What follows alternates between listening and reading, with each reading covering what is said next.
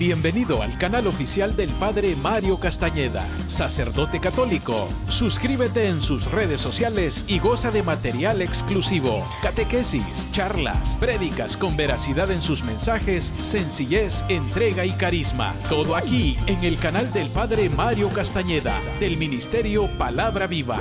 Hola amigos, hoy quiero creer que estás experimentando en tu vida victoria sobre cada una de tus luchas, que tienes la unción del Espíritu. Suscríbete en el canal de YouTube del Padre Mario Castañeda y toca la campanita para recibir notificaciones de nuevos materiales. Dale like y compartir y hagamos más extensa la evangelización. Recibir con gratitud las promesas de Dios y obedecer su palabra son fuente de gran alegría para nuestra vida. Creer lo que Dios nos dice a través de su palabra viva nos libera de la angustia, de la tristeza, de la desesperación, de la amargura y sobre todo nos permite descansar en sus promesas. Le da descanso al espíritu. Si hoy de pronto te encuentras inundado, inundada de pensamientos negativos, de pesimismo, de frustración, de amargura, de dudas, es porque quizás te has olvidado de las promesas de Dios. Hoy te invito para que vuelvas a esas promesas que son promesas de amor con las cuales Dios hoy quiere llenar tu corazón. No te angusties por nada y preséntaselo todo a Dios en oración y deja que Dios le dé hoy descanso a tu espíritu, descanso a tu corazón, descanso a tu vida. Dios es grande y es más grande que lo que hoy estás enfrentando. Hoy el Evangelio está tomado de San Marcos en el capítulo 8 del 27 al 33. Después de esto, Jesús y sus discípulos fueron a las aldeas de la región de Cesarea de Filipo. En el camino Jesús preguntó a sus discípulos: ¿quién dice la gente que soy yo? Ellos contestaron: algunos dicen que eres Juan el Bautista, otros dicen que eres Elías y otros dicen que eres uno de los profetas. ¿Y ustedes? ¿Quién dicen que soy yo? Les preguntó. Pedro le respondió: tú eres el Mesías. Pero Jesús les ordenó que no hablaran de él a nadie. Estos versículos que hemos escuchado en el Evangelio de hoy son importantísimos. Podemos decir que con estos versículos hemos llegado al punto central del Evangelio. Hemos llegado al reconocimiento de la identidad de Jesús. Y por supuesto, esta declaración que hace Pedro hoy va a tener un gran impacto en el desarrollo ministerial de Jesús. Primero, ¿a dónde nos lleva hoy el evangelista Marcos? ¿Dónde nos sitúa esta declaración de fe? Nada más y nada menos que en la región de Cesarea de Filipo. Estamos hablando en un lugar totalmente afuera de Galilea. Estos son lugares paganos. Y qué interesante, en estos lugares conquistados por el imperio, helenizados, si ustedes quieren, tierra de gentiles, es donde Jesús pregunta acerca de la opinión que la gente tiene acerca de él.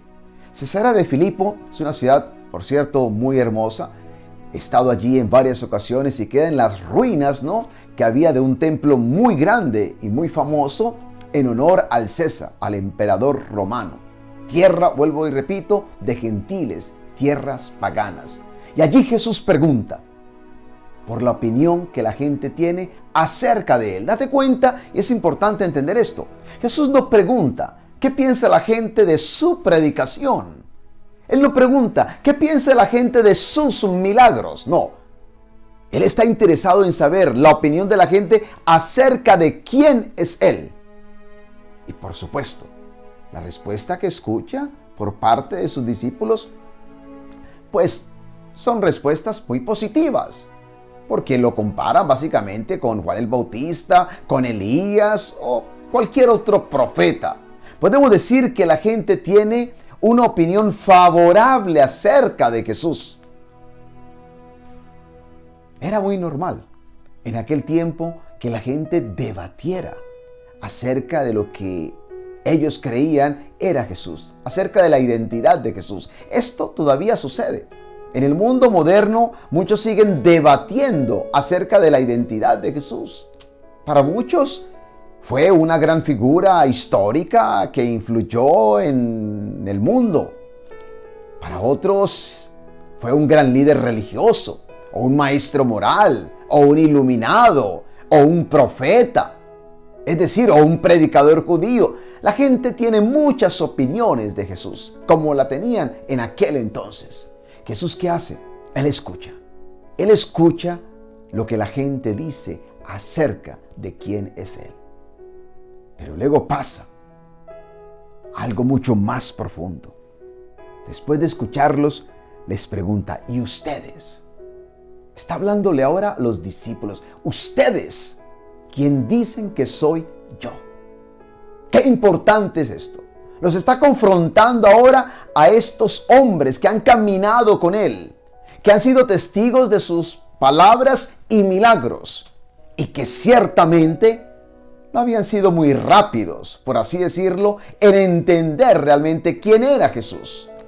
Es que a estos discípulos les costó llegar a entender la verdadera identidad de Jesús. Y estoy convencido que cuando Pedro hace esta declaración, tú eres el Mesías, el Cristo, estoy seguro que esto tuvo que llenar a Jesús de alegría, de gozo. Finalmente habían logrado entender su identidad, quién era Él. Por supuesto, faltaba todavía mucho por recorrer. Faltaba que entendieran todavía qué clase de Mesías era Él, qué tipo de Mesías era Jesús y sobre todo cómo iba a llevar a cabo su obra. Faltaba todavía mucho, pero podemos decir que habían comenzado a ver ya un poco mejor, como el ciego que escuchamos en el día de ayer, que al principio veía a los hombres como si fueran árboles caminando, ¿no? Qué interesante esto, ¿no? Él veía a los hombres como árboles que caminaban.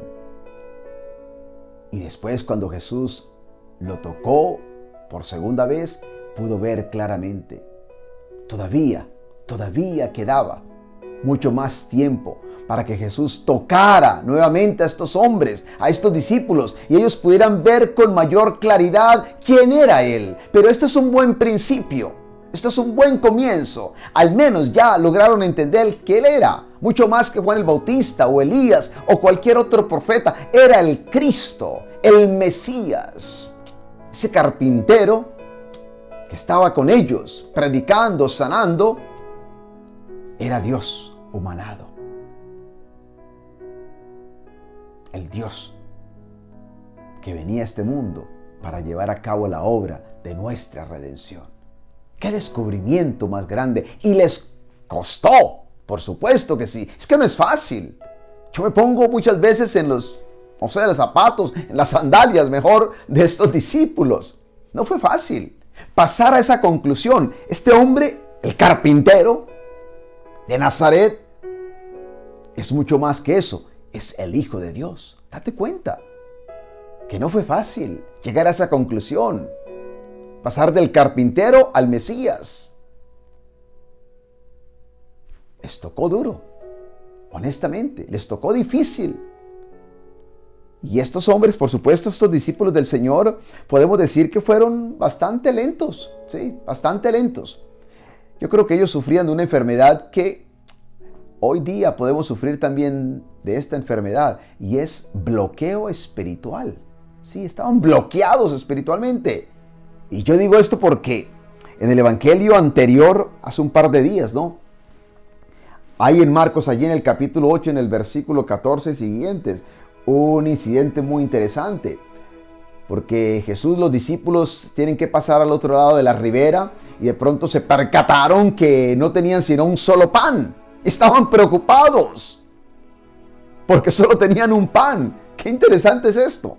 Anteriormente Jesús había alimentado una multitud. Ya lo había hecho 2 veces. Con 5 panes alimentó más de 5,000 personas, y con 7 panes había alimentado más de 4,000. Date cuenta. Y Jesús, ¿qué hace? Les recuerda ese incidente muy interesante. Se los vuelvo a recordar. Jesús se da cuenta que están discutiendo Y les dice, ¿por qué dicen que no tienen pan? Todavía no entienden ni se dan cuenta. ¿Tienen acaso cerrado el entendimiento? Qué interesante. Jesús los confrontó.